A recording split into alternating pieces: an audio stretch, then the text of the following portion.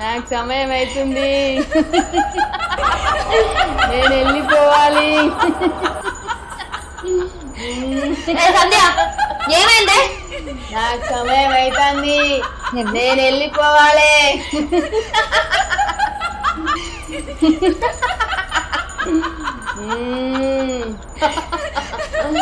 సమయం అవుతుంది.